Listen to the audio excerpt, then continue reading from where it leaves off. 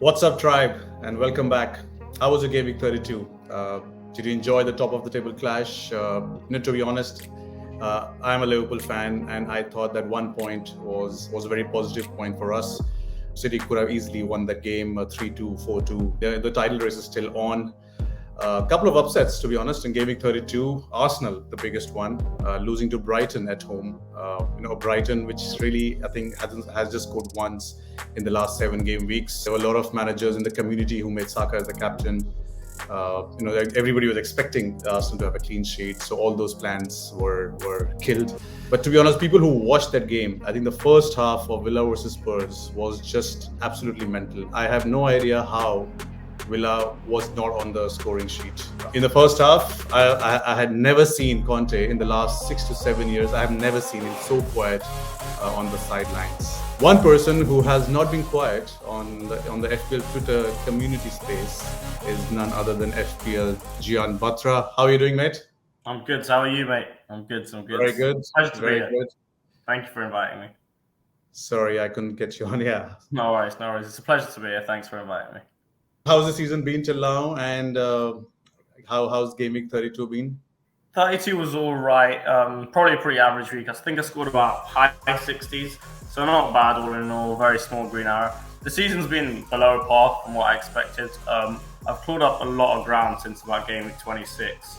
When I started playing with the Salah triple captain in 26, I caught up a lot of ground, but I had such a poor early middle parts of the season that I just have so much work to do. But it's getting there. I'm slowly getting to a rank where I'll be satisfied. If I can take 50k, considering how poor of a start I had, I'll be happy with that. Our guest is a writer with the Fantasy Football Hub. How's that stint going, and how did it start? That's been great. That's probably what's helped me kind of get into the community more and more. So just a bit of background on that. About a year ago, so just over a year ago now, I applied there. I wrote a draft basically to Fergie. He liked it, and they pretty much just signed me on board from there. And then since I've produced nearly 60 articles, I think, in about a year. So in that aspect, it's been great. I've been able to meet a lot of members of the community, interact with them. It's helped my page grow as well. It's given me more space to write. I've started Twitter Spaces. So yeah, it's been really good. The Fantasy Football Hub since started way before. So that started in about March of last year. And I think about a month ago, I just started hopping into those spaces and giving a 5-10 minute talk on them, maybe even less. And then one day Andrew Ferguson, for those who don't know, FFH_Fergie, he won Dream Team last year, and the Telegraph one, and he basically was like, do you want to co-host it with me? So I did, and now I just kind of host it on my own when he's not around. I was very fortunate. For example, when I got picked up, I only had 200 followers. And I was only 3 months into my career, if you want to put it like that. So the fact that Fergie was willing to take a chance on me, especially as I was one of the younger members of the community, I really appreciate that. How I see is that it's still played by 9 million managers. Yeah. Fantasy, and I still feel there's a huge scope to grow. A massive scope to grow, I think. Massive. I think the fantasy game is just going to explode, basically, and same with the community. You did write an article about a certain James Maddison, and this was, I think, written before game week 30. Yeah, just prior to game week 30. Right, and those of you who don't follow, Jian, definitely give him a follow. I will leave his coordinates in our comment section. This is the thread he had written about why we should get Maddison on board, because everybody knew that Leicester is the only team which was left with around, I think, 10 to 11 games. And now with 6 game weeks left, I think they still are left with 8 to 9 games. And now people are going to target Leicester assets. Did you follow your own advice? Did you get him on board? Yeah, I did. I feel like if I wrote a thread, and particularly that thread did quite well and it got quite a lot of coverage, I think it would have been a bit of a cop-out if I didn't pick him. So I did. I got him in. Just kind of go forward with the double game week. So that we have total 6 game weeks left. We have 3 double game weeks coming up, possibly 4 or 5, which might be a very small one. How we should kind of look at the game week going forward. I think if you've got 1 free hit left, it's probably worth targeting it in 33. Obviously, it's slightly dependent on chip strategy. Some people have bench boost left. Some people have a wild card left as well, which you could slot into 34, 35 to help you out. But I think game week 33 is a good game week to target. So if we start with United, no one really has any United fixtures as of the moment, unless you brought in Bruno last week. And the main targets this week would be probably Bruno, maybe a United defender if you're on a free hit, like Maguire and Ronaldo. I wouldn't get him, by the way, if you're not on a free hit, but specifically for a free hit. The Norwich fixture at home is obviously a good one, and then the Liverpool away is a very contrasting fixture. It's a very difficult place to go. The reason I'd gamble with them on a free hit, though, is they've got high ceilings in that Norwich game. I don't imagine Norwich will cause them too much of a threat. And then in terms of the Liverpool game, I guess it depends which United turn up. If it's the same United we've had all season, then they'll probably get beat. But with Liverpool's consistent counter press, high line, I can see them. They'll have a lot of space in behind. It's more just exploit it in a few moments. And if they can, then I can see returns there and a pretty big haul for either Bruno or Ronaldo over the course of the entire game week. Do you have the same confidence now going into Gaming 33? So, for example, on FPL, I kept Salah. But on Fan Team, I haven't had Salah for a while. So I did actually bring Bruno in this week. So I was slightly disappointed as well that he didn't return. I think, obviously, it's not the most ideal result. The underlying statistics, they're still pretty decent for United. I just think that there's enough scope in 33 where there aren't too many options, so you can gamble. And by not too many options, I mean double game week options. Of course, if you're not playing that free hit, then you'll have Son and Kane and Kulusevski for the midfielders, which already provide sufficient coverage. But I'm just saying, if you want to take slightly more of a risk and go for a bit more of an upside option, then United are a pretty decent shout. You spoke about defenders. Do you think Alex Telles would be better than a normal centre back? Is Luke Shaw injured? Or I think if I was to get a defender, and I would look at Alex Telles. So if Luke Shaw's confirmed injured for 2 weeks, and sure, Telles is a good shout. He's on set pieces. Well, I don't think he took all of them against Norwich, but he is on against Everton. But he is on set pieces. He's got a good strike on him, so I think him and Maguire is a bit of a coin toss. But I wouldn't say you're probably getting either of them for attacking return. What do you think about the teams to be targeted? I think they've got the best fixture until now at the end of the season. The fact that there's 6 game weeks left and they have 3 doubles, so they're doubling in basically half of their game weeks is like gold dust. They're not pricey in any department, and their players normally carry high ceilings. For example, the assets you're going to look to target: Maddison, high ceiling; Schmeichel, high ceiling with the shot volume Leicester concedes, the saves that he can accumulate, he can gather a high ceiling. Maddison is absolute quality. He's always got the chance to score a brace or get 2 attacking returns in a game. Then you look at like Dewsbury Hall, who's burst on the scene. He's a brilliant enabler, especially playing in this more advanced 10 role. It reminds me almost a bit like David Silva. And then in terms of the defenders, I'd probably go Schmeichel just to be safe, given how much rotation they have at the back. Is Schmeichel, can he be the now hold keeper till the end of the season? Yeah, he can. I think I've been really disappointed with Burnley. I'm going to keep. I have James Tarkowski, and I'll probably just keep him till the end of the season because they have 2 doubles and pretty decent fixture run. Do you reckon with all Fofana and Castagne coming back, they did concede in the last game against Crystal Palace at the last? Do you think they are capable of keeping a clean sheet with all these defenders coming back? Yeah, see, that's the problem with their defense, and that's why probably I'm going to try. I've got a Marty already, but I don't think I'll get another one. And the reason is, like you said, I think 1, mass rotation, and 2, they're not the most defensively solid outfit. They've obviously conceded a lot of goals this season, and that's why I just prefer Schmeichel as your way in. So Leicester, if you look at the season across different competition, so they have nothing to play for, to be honest, in Premier League. They have the Conference League, where I think they are very nicely. The game against PSV Eindhoven is nicely poised at 1-1. Yeah. So that's the big game for them. I feel like because they will want to get into the Europa League through that route. So I think that's where their priorities lie. So I can see, for example, Fofana, Castagne, Evans playing in those, and then maybe resting in the Premier League games. Yeah, because they have pretty decent squad depth, to be fair. No, absolutely, and that's why you see them at the position that they are because of the injuries, because they have lacked these big players. I think he's going to play Rodgers is going to play his best team in the Conference League to win that game, and Leicester is still a club who is dying to win any kind of trophy right now. So I see him definitely giving a good team. So I think the game is on Thursday. So the result of that game would definitely, as far as I'm concerned, so I have 2 free hits left. So I Yeah. am, if they lose on Thursday, I'm not really sure what team is going to play on the weekend. But yes, the second game against Newcastle, that might be one where he gets all the top guys back. I'm really really inclined to play my second free hit in 38.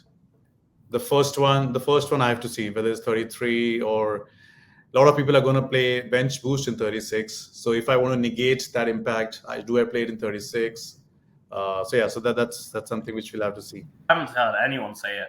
And there's normally so many goals on the last day, so many. So And if you can see the pick fixtures, Chelsea is at home to Watford. So Yeah. whatever is going on with Chelsea, this is the last home game. And Tottenham is also home. Tottenham is away to Norwich. To Norwich. I think Norwich will be Yeah. dead and dusted by then. And Yeah. Conte's not those guys who's gonna kind of rotate at the last game. Plus, they'll probably be fighting for top 4, so they'll probably try and batter them. Exactly. City is away to Villa, and we know how Villa can concede. Yeah, so there are a few games to target there. Barnes, you are staying away from because you don't want to double up on the attacking assets. No, not yet. I think they're too rotation prone at the moment. Just go with Maddison. It's quite an easier route to get Barnes because he's only like 6 point something, 7 point something. So it's probably quite easy to get him if I do decide to change. The second team you have mentioned is obviously the single game weekers for next week is Manchester City, and you have suggested Sterling. Yeah. So Sterling and De Bruyne I should have put De Bruyne in here as well. I think Sterling. See, the thing with Sterling, it's more of a punt. It's more of a gut feeling, but I think he's looked great as of late. Even in against Liverpool, he probably should have scored in the first half when he had that chance against Maddison. He just looks really sharp. And then De Bruyne obviously is in some serious form at the moment and making a real case that if they do win the league and he plays like this for the rest of the season, that PFA Player of the Year may be coming his way again, even though Salah started out so hot. So I think De Bruyne and Sterling, yeah. And I personally think that even getting them in this week is definitely like a good option. They have such a good fixture run from now to the end of the season. Plus, they'll have that double in 36 or 37. We don't know yet. And I think that double could be a real high scorer for one of them. If they decide to put their foot down, then yeah, I think they could look really good in that double. Yeah, so they play Brighton away this weekend. And to be honest, Brighton, yes, they're at home, I think. So yeah, so City, then they have Watford, Leeds, Newcastle. As in the next 4 fixtures are absolutely the best their attacking assets could have. I think with Brighton, obviously against Arsenal had no Tierney and no Partey, which makes this side a lot weaker. So I kind of cast the game a slight, somewhat of an anomaly because I don't think Arsenal were probably used to playing without them too. But I think obviously they play Spurs and City away this week, Brighton's, and I think they'll struggle in both games. So I think City could rack up quite a few that game. And their double that they are expecting for City will be in 36, right? 36 or 37. And I think the additional game, and I might be wrong, is Wolves. I think. Yeah, Wolves. Yeah, so I think that's Wolves. And it's either then Newcastle and Wolves or West Ham and Wolves. And I quite fancy them to really put some past, especially West Ham. I don't think West Ham look great. No, yeah, definitely. And I think West Ham is definitely. And neither do Wolves, to be honest. Double Chelsea, even some Palace in there, Everton and Villa. Palace are good if their fixtures at home. Zaha's look great as of late. And some Everton maybe. Then yeah, I really like that double. Chelsea from 35. I like Chelsea from 35. Yeah. And then I really like Spurs. I said in my article, if you've got Spurs players, keep them from now to the end of the season and just don't touch them. Absolutely. Just look at the fixtures. Brighton, Brentford, Leicester. Yes, I think game week 36 is a double game week, which is a tough one for them, but they can still score. See, I think it's actually a really good one. I think with Son and Kane, so we'll take the Liverpool fixture first. On paper, obviously, looks really hard, but if you look at City, when City press Spurs, and they've had this problem a lot, and they give them a high line with spacing behind, Son and Kane can exploit that so easily. And I think there's a lot of points on offer in that game for Spurs. And even Arsenal without Tierney and Partey, there's a lot of goals there for Spurs. I really like them. I think they'll easily outscore pretty much everyone from now to the end of the season. Spurs really don't need to play well to win because they are so aggressive and they're so accurate with their chances or on the counter attack. The form that Son is in terms of finishing, I think it's just amazing. He's just 3 goals away now from Salah. So he's at 17 and Salah's at 20. So I didn't actually know that he was only 3 away. Wow. I wouldn't be surprised if by the end of it he catches him up. Yeah, he could. Looking at the fixtures, and he definitely could. And looking at Liverpool's fixtures, which are a little tougher. Newcastle, obviously, they have one double game week left, which is the next one, 33. And this double game week is both the games are at home, and they have been phenomenal at home defensive wise. I think Newcastle's an interesting one. I think 35 onwards, you want to get rid of them. Liverpool, City, Arsenal, back to back is not nice.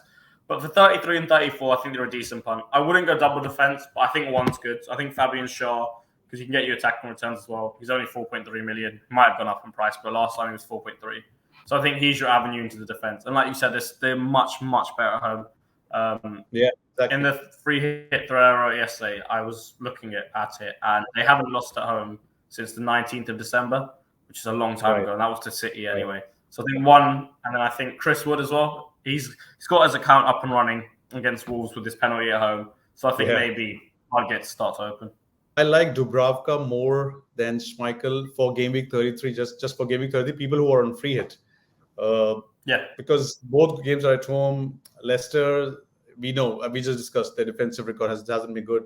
Yeah, you can get Schmeichel later on. Other teams, Southampton, pass. Maybe you can go Che Adams or Broya or Ward-Prowse on a free hit.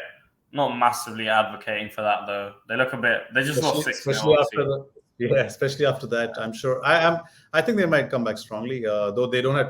Again, they only have a pride to play for. In the season, they can't achieve anything else. Maybe a top 10. Yeah, I guess with the way they play, you wouldn't be surprised if they scored 3 goals in both games. It's kind of just a coin toss with them. You never know what you're going to get. I just think if you have better options, then there's no point really getting them in. Like I've got Broya this week, and I'm going to play him because he's got a decent double. He didn't play against Chelsea, so I imagine he'll be straight back in the side. So you spoke about Arsenal and Spurs. As the FPL managers need to have different strategies for assets for these two teams. So I think it's slightly changed with the injuries that have happened since I wrote this, and maybe the results as well. I think with Spurs, like I said, Son and Kane hold till the end of the season. They will bring you a lot of points, I think, and just let them do their thing. Yeah, they don't have 3 doubles or 2 doubles, but the one's enough, and the fixtures are good enough and they're fighting for top 4. So I think there's a lot of points there. So that's that. With Arsenal, I'd say if you've got Saka, good, keep him. The run after 33 isn't great, but I know they have another double, right? Tottenham and Leeds. Yeah, so I'd probably keep Saka from now to the end of the season because he can score goals and he looks bright. But everyone else, especially the defensive assets, I'd probably just get rid of. Yeah, because if you look at the fixtures, it's Chelsea, Southampton, United, West Ham, Tottenham, Newcastle away. I don't see too many clean sheets, to be honest. Yeah, I was going to say, I wouldn't be surprised if they keep no clean sheets from now till the end of the season. Yeah, and that's why Schmeichel's and Dubravka's case gets stronger. Spurs, you mentioned, Son, Kane, Doherty's out of the season. Would you go for any other defender? Well, I actually transferred Reguilon out for Doherty this week, and then he got injured. So that wasn't great. I think the order of the Spurs assets, I still think Kane's the number 1 asset, especially with the lack of options in the forward department. So I think it goes Kane, Son, Kulusevski. And in terms of the defensive assets, I'm sure you could go for one. You'd probably go Reguilon. I don't think I'd go there just yet. Yeah, I think I'd give it 1 game maybe, see what it's like against Brighton. Eric Dyer is another one who is much cheaper, but obviously you don't have the attacking points you can't expect from Eric Dyer because I think if you look at their fixtures, there's Brighton, Brentford, Leicester. They can easily come up with still 3 to 4 clean sheets. Yeah, they could definitely amount some there. The problem I have with them is with the defenders now. I think people are starting to transition back to big at the back with Robertson, Trent, Reece, Cancelo, Laporte. So I think maybe if it blocks a spot and it's fairly pricey, I think maybe just keep an eye on it, but maybe don't go there this week. Going to game week 36, double game week for Leicester is just too tempting. Norwich and Everton at home, and then you need to have 2 attacking assets for that, isn't it? Yeah, probably. I think I'd probably stick with if things are still going how they are. I'm more than happy to start Dewsbury Hall. I think I'm going to bring him in this week in my FPL team And even if I don't bench boost, I'm going to start him. I think in that 10 role, he's like dynamite and gold us at 4.4 million, I think. So I think that's probably a double, him and Maddison. And I don't actually think from 33 to 36 too much changes. Like I'd say bring in Chelsea assets in 35. That's a good starting point. Arsenal, you'll still have only one with Saka. Everton's got a good double, Watford and Leicester. So I think maybe you could fit in DCL or Richarlison. Watford, Cucho and Anders is probably your only option as things stand. Yeah. Norwich, I'd stay clear. Villa, I'd stay clear. They look really poor at the moment. Actually, saying that though, I think 35, from 34, if you've got a run of Leicester, Norwich, obviously Liverpool, hard game, but then Burnley, Crystal Palace. Yeah, exactly. I don't think Steven Gerrard will let Aston Villa, sit on the beach and just give it up. Steven Gerrard and Eddie Howe, they would still keep fighting to the last game because they still want to impress their board in terms of what summer signings they want to get next in the summer. Coutinho is still on loan. He's not permanent, so he needs to make him permanent if he's interested, and so on and so forth. So what chips do you have left? I've just got the bench boost, and I think I'm going to use it in 33. I looked at FPL team transfers to get in players just for that one game week and then have problems in 37, 38.